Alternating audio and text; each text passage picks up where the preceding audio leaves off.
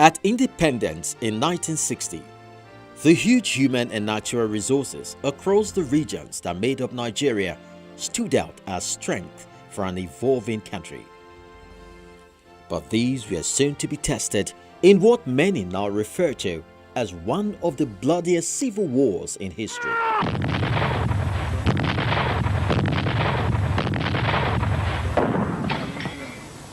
January 15, 1966 comes a twist that upset the peace in the Nigerian military cycle, with some young officers led by Major Chukwuma Kaduna Nzogu, an Igbo officer from present-day Okpanam in Delta State, staging a coup d'etat against the then civilian government, killing dozens of people, including the Prime Minister of Nigeria, Tafawa Balewa, many senior politicians, senior army officers, many of them from the north. The officer gave reasons for the coup to include massive corruption and abuse of office.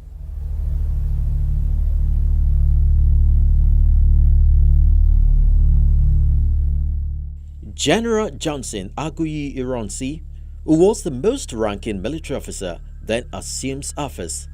July 1966, the counter-coup which cut short the regime of General Ironsi, and then the emergence of Lieutenant Colonel Yakubu Gowon.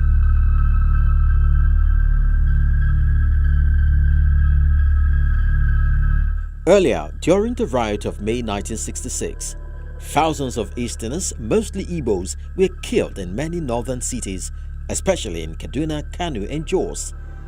The coming of Gowon to power did not stop the systematic killings. Such was the horror that attended Gowon's early days in office.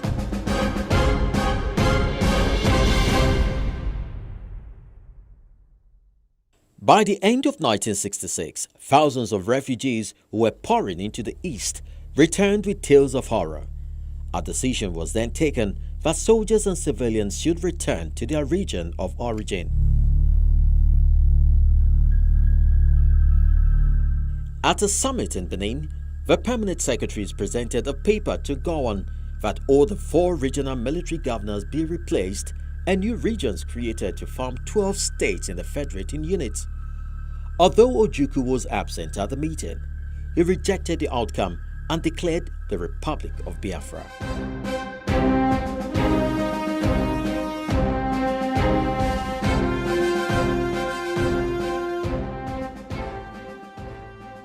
The war just didn't start like that. There were stages. Things were happening, and then there were a number of conferences trying to stop it. But instead of getting better, it was getting worse. And there was preparation for war on both sides. We all knew this. And when it broke out, actually, just before it broke out, Ojukwu, who was the leader on the Biafran side, decided to release those of us who were in prison, who were in detention by Ironsi's government, and we were on the eastern side of the country at the time. So this was the area of jurisdiction of Lieutenant Colonel Ojukwu. Of course, he knew he wasn't doing it just to favor us. He knew that we would be useful to him in the war. Other unresolved issues were the ethno-religious riots in northern Nigeria, alleged persecution of Igbos living in northern Nigeria, and control of the oil-rich Niger Delta. To settle a growing national instability, political negotiations, including the famous Aburi Accord, were initiated, but none could assuage the thirst of the Easterners for our secession. Various political attempts were made to solve the problem, going even to Aburi meeting, the disagreement there, which really came about the interpretation what Aburi meant. And from Ojukwu, he says On Aburi we stand. And I say, from Aburi you will fall. Lieutenant Colonel Chukwuemeka Ojukwu declares the Republic of Biafra, and this was resisted by the federal government, resulting in the war from 1967 to 1970. There was a pogrom, mass starvation, leading to death of over 2 million civilians, including women and children. The civil war, unfortunately, had to happen as a result of breakdown of that Aburi agreement. Despite effort that was made, to see if we can reconcile our differences and really save a very serious situation. But it got to the stage whereby Ojukwu, got his Constituent Assembly to give him the go-ahead to break away from Nigeria.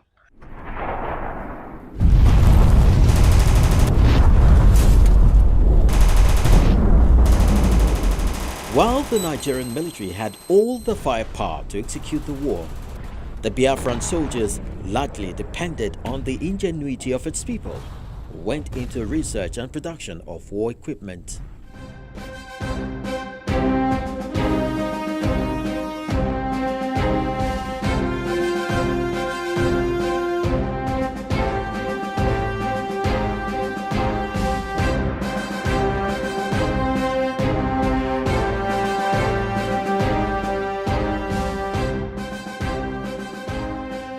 I was selected to be one of those to join research production.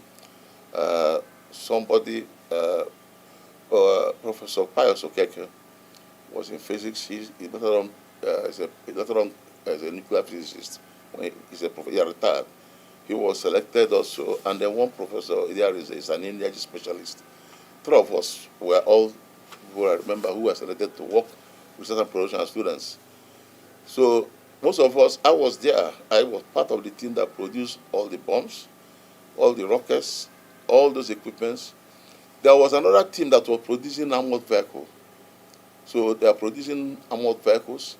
We use a caterpillar.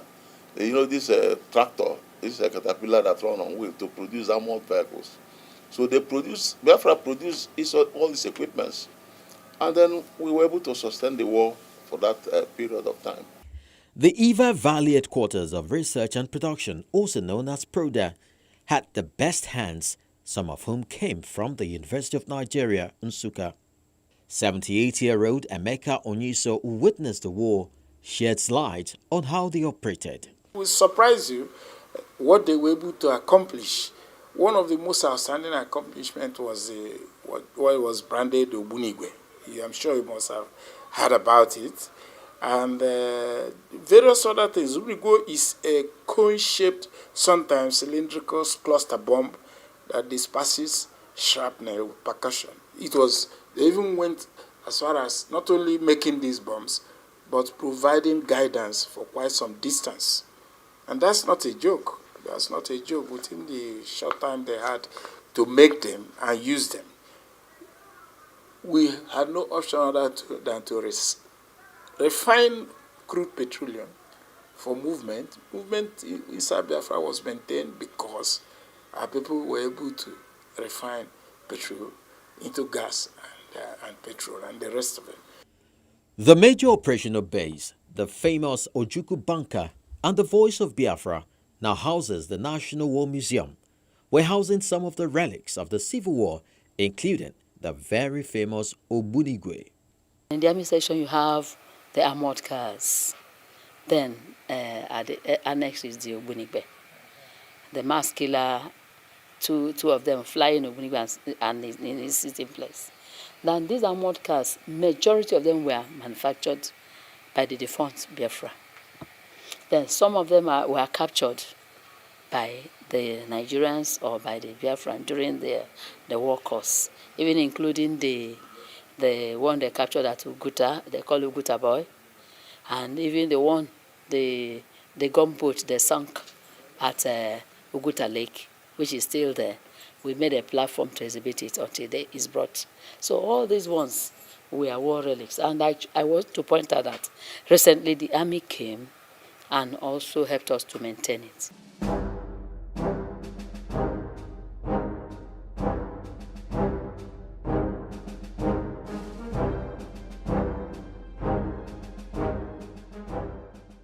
Though the museum now wears a toga commemorating a peaceful and unified Nigeria, our tour shows the magnitude of effort put in by the Biafrans towards self-actualization.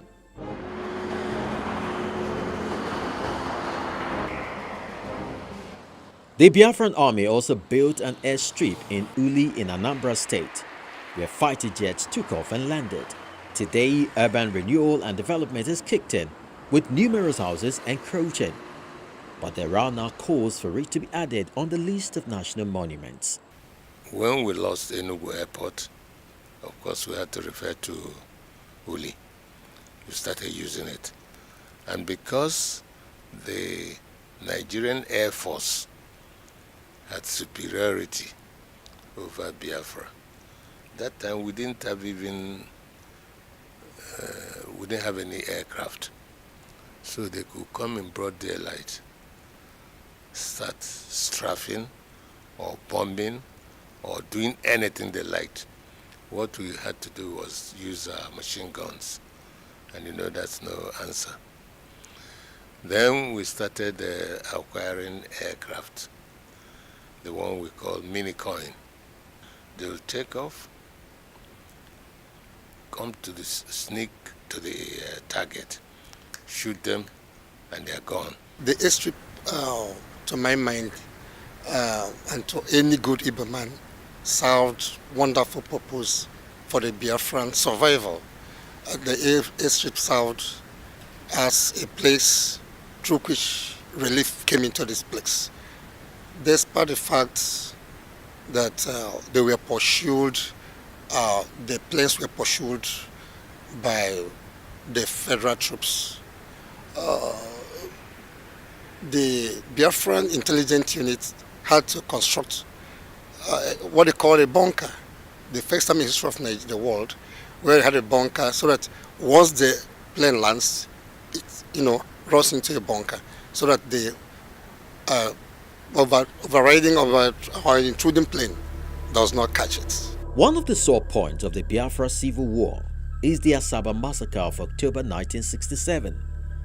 It remains a sad commentary to the nation, and many who witnessed the incident believe the nation must not go through a similar path. Chief Philip Asiodu is an elder statesman, Professor Patu Tomi, a political economist, and Boniface Chizie is an economist, all of them indigenes of present-day Delta states. When, as should be expected, the Biafrans then embarked on asymmetric warfare. So, guerrilla warfare, hit and run. So they come in the night, they will hit Nigerian soldiers, kill some of them and disappear. Out of that anger and fury that they've killed them, they'll be looking for any man that's in sight was targeted. And many Asaba men, able-bodied men, were killed. I remember vividly on 2 occasions I had gone to school. I went to school to teach and got stuck in the school. And got stuck in the school for quite some time, because it wasn't safe to leave the school and go back home. One night, I crossed the Niger in a canoe from what was the Biafran side onto a war theater on the other side, what was the Midwest. And when I crossed, we had this horrible incident in Asaba where there had been a massacre of people who had come out to demonstrate, to wave, to welcome the federal troops that were approaching Asaba. And men were lined up this way, women this way, and cold-blooded slaughter of thousands of people, literally. And so here I was coming to Asaba with a group of friends, family. We're trying to cross from one part of the road to the other, from the bush, the jungle, as it were, and crossing the road that led from Asaba through Ibuza or Washi down, and we were, quote-unquote, captured. And we were lined up, men this way, women this way, and some fellow was saying to us, "Where are the rest of the rebels? Where are the rest of the rebels?"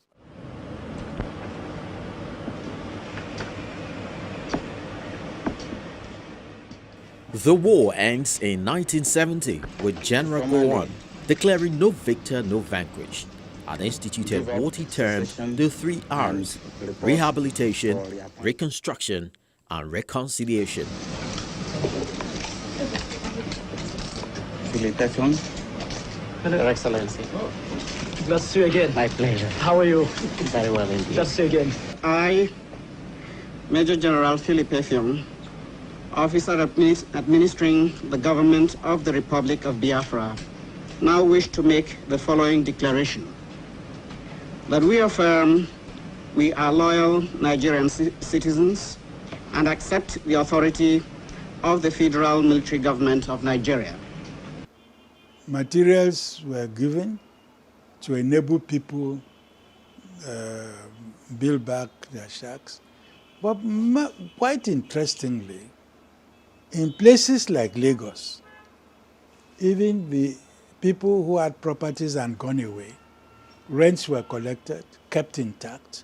When they came back, they were given by the Uncle and others. It's only in Port Harcourt, unfortunately, that they did these abandoned properties and took over people's properties. And you know, the Igbos had developed much of Port Harcourt.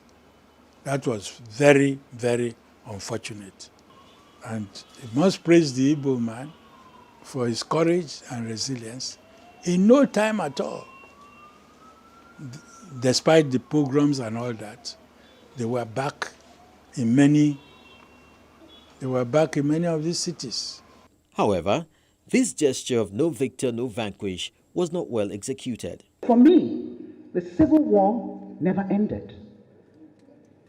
At the end of that war, it never ended. It's still going on. I had no family house. My poor mother went back to claim the property she was beating into a coma by people whom she had helped all her life and sent to school because she's an Igbo woman and now Port Harcourt belonged to another group of people. They forgot the sacrifices that the Igbos made. It's still going on. No apology has ever been made about that. Unfortunately, after the change of government, with the program that we have, which was going to allow them to be able to be equal in all respect, unfortunately, yes, those that came probably did not have the belief and the philosophy that we have, that my government have, in order to ensure fairness to every part of Nigeria. The unity, we saw it from fighting to remain united. We didn't do much in trying to get people to indoctrinate them through political interactions and the rest of them. So the moment you reintroduce politics, the first thing that came to our minds were what political parties and political system used to be before the Civil War. You saw that as a starting point. And once you see that, you could hardly change it.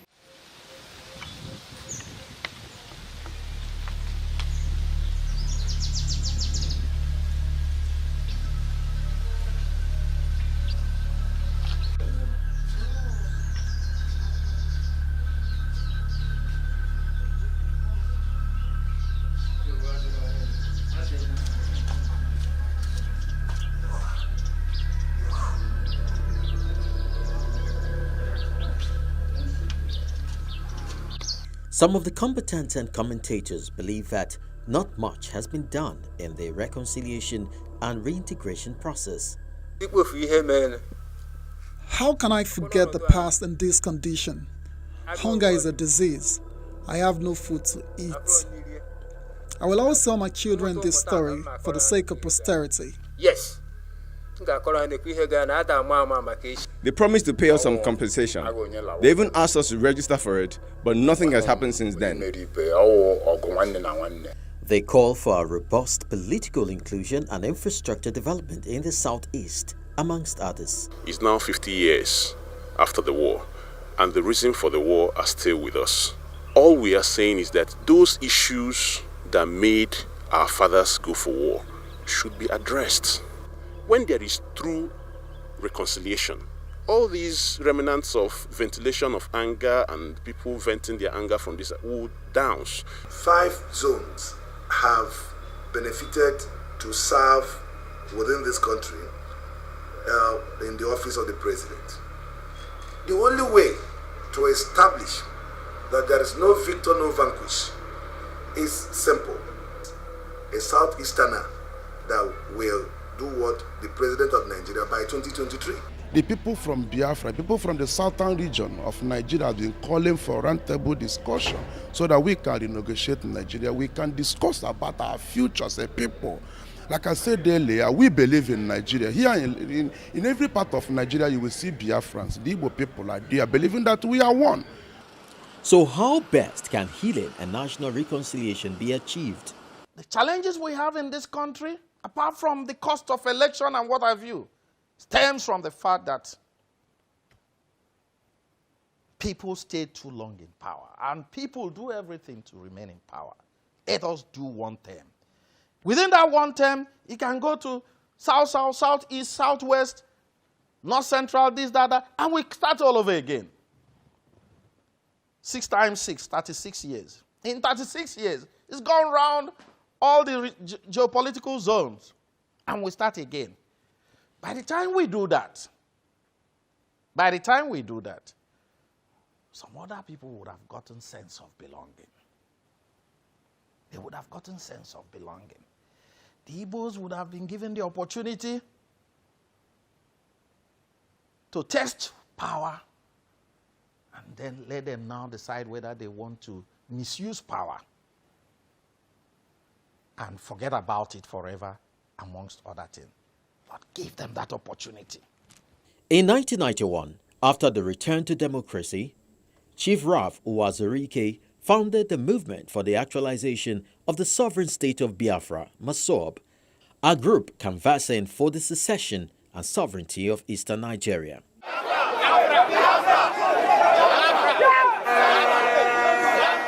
Another group, the Indigenous People of Biafra, IPOB, with similar objective, was founded by Nnamdi Kanu in 2012.